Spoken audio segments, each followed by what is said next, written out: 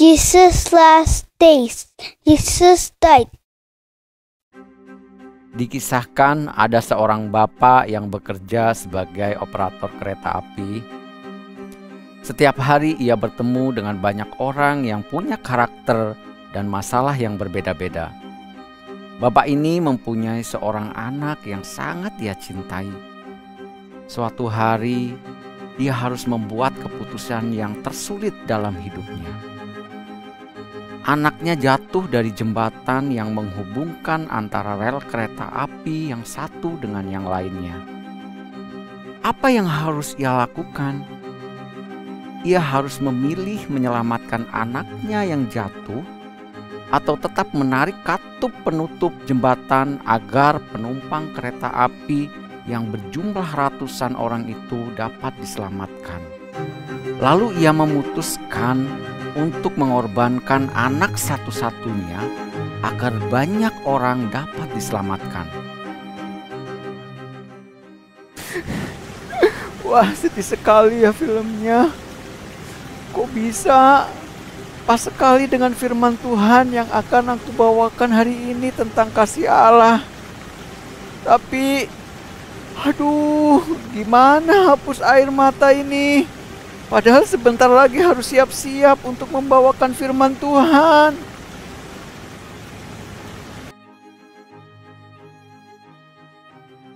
Siap untuk beritakan firman Tuhan.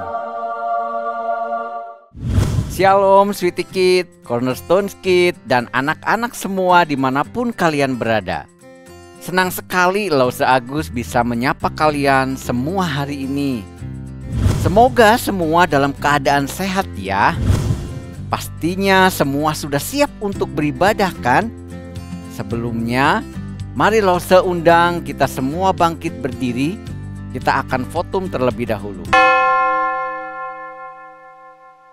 Masuklah, marilah kita sujud menyembah berlutut di hadapan Tuhan yang menjadikan kita. Amin.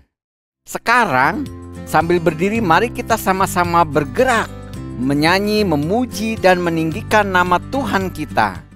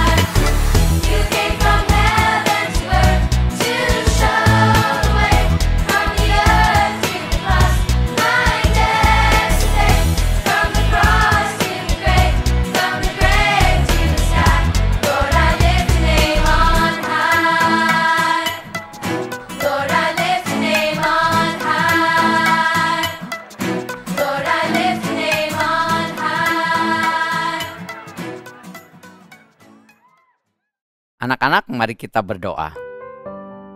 Tuhan Yesus, terima kasih hari ini kami mau beribadah kepada Tuhan.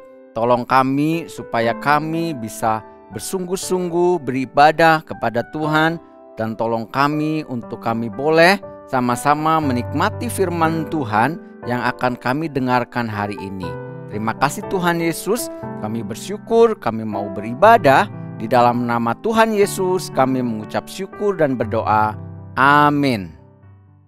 Anak-anak, seperti film yang barusan kita lihat, hari ini kita juga akan melihat dan mendengarkan tentang pengorbanan seorang bapa yang sangat besar. Kalian pasti tahu kan, bapa siapa yang lo semaksudkan? Ya, betul, Bapa kita di surga. Allah Bapa sangat mengasihi kita, sehingga Allah tidak hanya mengirimkan Tuhan Yesus ke dunia dan menjadi sama seperti kita.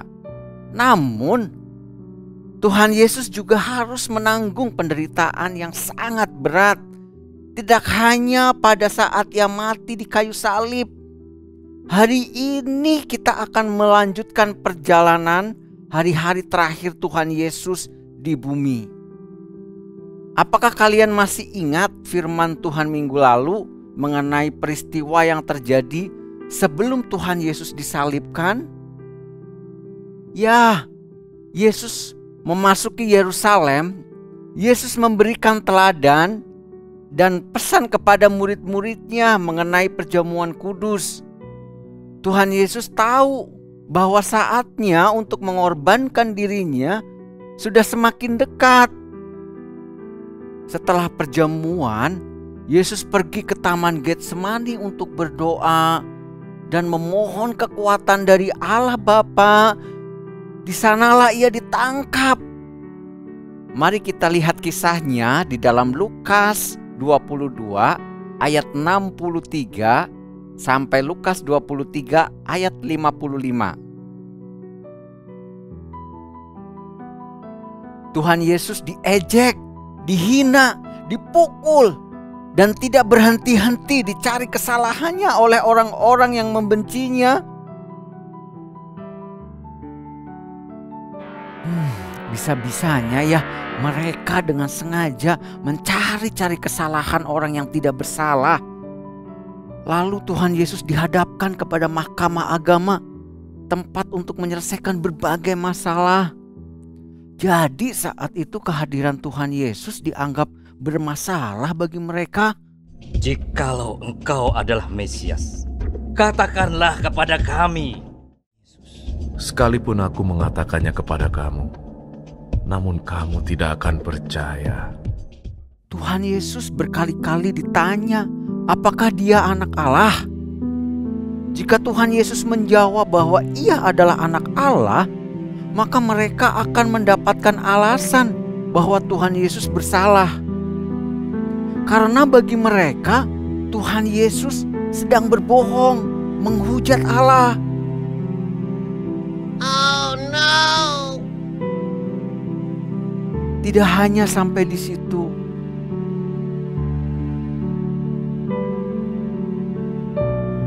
Tuhan Yesus kemudian dibawa kepada Pilatus untuk dicari kesalahannya. Tetapi Pilatus tidak mendapatkan satu kesalahan pun dari Tuhan Yesus.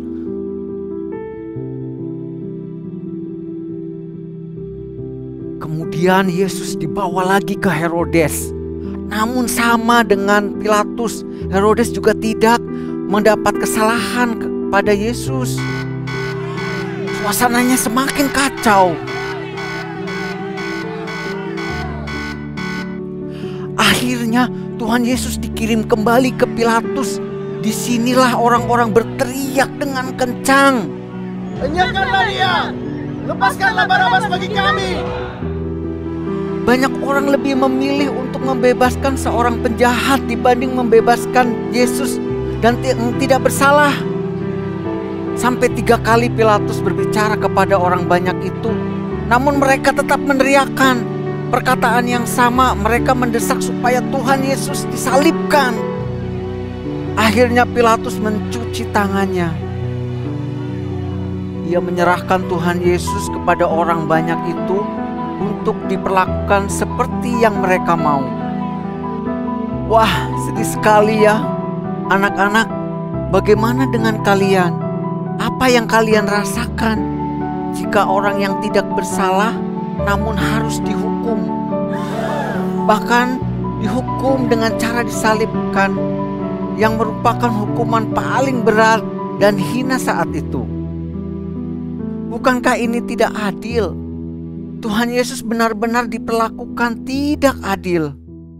Dan coba kalian bayangkan, jika kalian tidak melakukan kesalahan apapun, namun tiba-tiba harus dihukum, apa yang akan kalian lakukan? Apakah kalian akan melawan, menolak, atau minta agar keputusannya dirubah? Namun tidak ada satupun yang Tuhan Yesus lakukan. Tuhan Yesus, Anak Allah yang maha kuasa, maha hebat, maha kuat, sangat mengasihi kita. Dan Ia tidak mau apa yang Allah sudah rencanakan untuk kita, manusia yang berdosa ini, menjadi gagal. Dengan tubuh sebagai manusia yang bisa merasakan sakit, lapar, haus, lelah, sedih, Yesus menurut dan melakukan dengan segera. Ketika disuruh memikul kayu salib yang begitu berat menuju bukit Golgota, mereka juga memanggil Simon dari Kirene untuk bersama-sama dengan Yesus memikul salib. Saat itu, begitu banyak orang dan para perempuan yang mengikuti Yesus menangis sambil tertatih-tatih dan penuh luka. Yesus menjalani perjalanan yang melelahkan dan menyakitkan akibat menanggung kesalahan yang tidak Ia perbuat. Sesampainya di bukit yang bernama Tengkorak, mereka menyalibkan Yesus bersama dengan kedua penjahat lainnya. Dan mereka tidak hanya menggantungkan Yesus di atas kayu salib. Pemimpin-pemimpin yang ada di sana mengejek Yesus dan berkata, "Orang lain Ia selamatkan. Biarlah sekarang Ia menyelamatkan dirinya sendiri. Jika Ia adalah Mesias, orang yang dipilih Allah." Para prajurit yang lain pun ikut mengejek Tuhan Yesus. Saat itu kira-kira hari menunjukkan pukul 12 siang. Tiba-tiba di daerah itu diliputi kegelapan sampai jam 3. Saat itu tabir bait suci terbelah menjadi 2 dan Yesus pun berseru dengan suara nyaring, Ya Bapa, ke dalam tangan-Mu ku serahkan nyawaku. Saat itu pula semua orang yang melihat Yesus menyadari bahwa apa yang Yesus katakan adalah benar. Yesus adalah Anak Allah yang menjelma menjadi manusia.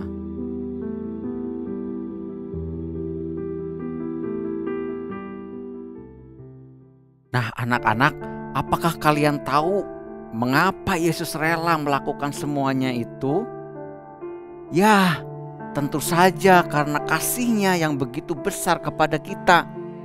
Dan Ia melakukan semuanya untuk menjadi jembatan bagi kita, agar kita dapat menyeberang. Menyeberang dari apa? Dari dosa. Dosa yang membuat kita terpisah dengan Allah yang maha kudus dan suci. Sehingga kita tidak bisa bertemu dan berbicara langsung dengan Allah. Allah tidak bisa mendekat kepada kita karena Ia adalah Allah yang kudus dan tidak bisa bertemu dengan dosa. Seperti jika ada di antara kalian atau anggota keluarga yang pernah tertular COVID-19, mereka harus diisolasi mandiri, harus dipisahkan dari orang-orang yang sehat. Karena orang sakit tidak dapat bersatu dengan orang yang sehat. Seperti itulah keadaan kita manusia yang berdosa dengan Allah yang kudus. Oleh sebab itu, Tuhan Yesus harus datang ke dunia menjadi manusia sama seperti kita. Bahkan ia harus mengalami siksaan dan ejekan, mati di atas kayu salib untuk menanggung hukuman atas dosa-dosa kita.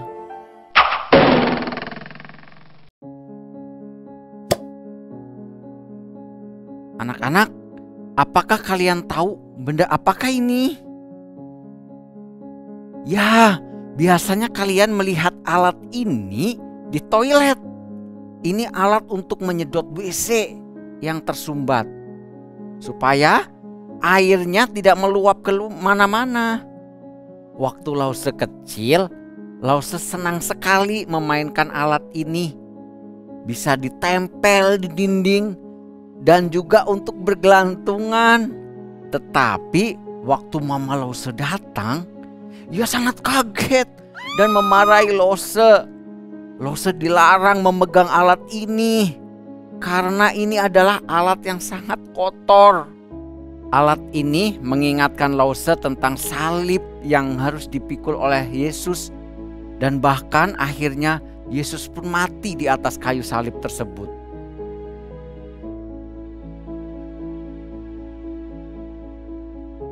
Pada zaman itu, mati dengan cara disalibkan adalah cara untuk menghukum dan mempermalukan orang yang sangat jahat dan melakukan kejahatan yang sangat besar. Itu adalah cara kematian atau hukuman yang paling mengerikan, menyakitkan. Namun salib adalah satu-satunya cara Tuhan dapat menyedot, mengambil, menanggung semua hukuman atas dosa kita. Dosa yang ada di dalam hati kita membuat hati kita kotor, meluap, menyebar kemana-mana. Tidak ada yang dapat mengatasinya selain pengorbanan Tuhan Yesus yang dilakukan di atas kayu salib. Karena dengan kematiannya, hukuman kita dibayar lunas oleh Yesus. Kita yang percaya kepadanya dikuduskan, diperdamaikan kembali dengan Allah. Namun setelah itu Yesus bangkit, hidup, kembali ke surga untuk menunjukkan bahwa ia adalah benar-benar anak Allah yang menjelma menjadi manusia dan menjadi juru selamat bagi umat manusia. Seperti ayat hafalan kita hari ini yang diambil dari Yohanes 3 ayat 16.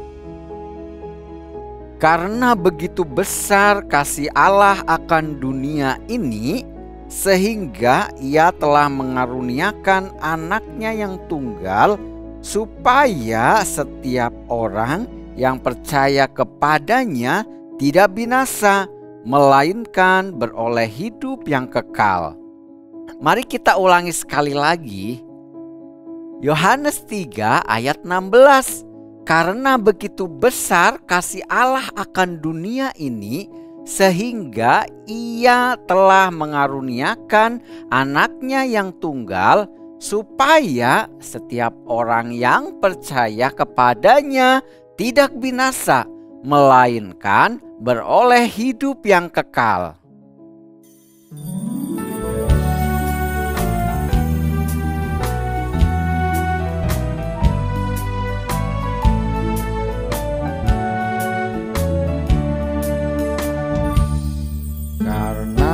Allah cinta diberikan anaknya, mati di Golgota, membebaskan saya. Dia akan datang pula, alangkah mulia kasih-Nya pada saya. For God so loved the world, He gave gave His only Son to die on Calvary's tree, from sin to set me free. Someday He's coming back, what glory that will be. Wonderful His love to me.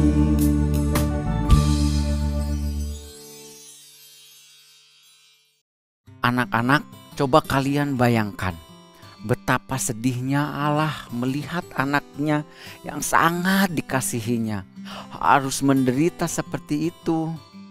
Dan betapa besar kasih Allah pada kita sehingga Ia rela memberikan anaknya yang tunggal, Yesus, bagi kita manusia yang berdosa ini. Siapakah kita ini sehingga begitu dikasihi Allah? Mari anak-anak, kita merespon pengorbanan Yesus dengan dua hal. Pertama, percaya sungguh-sungguh bahwa Yesus adalah satu-satunya juru selamat yang bisa menyelamatkan kita. Yang kedua, bersyukur atas pengorbanan dan kasih Tuhan yang luar biasa yang telah dinyatakannya di atas kayu salib, dengan menaikkan doa dan pujian dan juga melalui ketaatan kita kepada firman-Nya. Kita mau taat kepada Yesus yang sudah terlebih dahulu mengasihi kita, sehingga kita pun mau hidup menyenangkan hati-Nya. Apakah kamu sudah sungguh-sungguh percaya kepada Yesus sebagai juru selamatmu? Mari kita berdoa. Tuhan Yesus, terima kasih untuk pengorbanan-Mu di kayu salib yang sudah mati menebus dosa kami. Terima kasih ya Tuhan, Engkau telah mati menanggung dosa kami untuk kami boleh layak di hadapan Tuhan.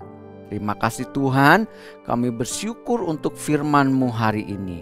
Di dalam nama Tuhan Yesus kami mengucap syukur dan berdoa. Amin. Sampai di sini dulu ya anak-anak. Ingat, Allah sangat mengasihimu dan Yesus telah mati menyelamatkanmu. Sampai jumpa. Tuhan Yesus memberkati.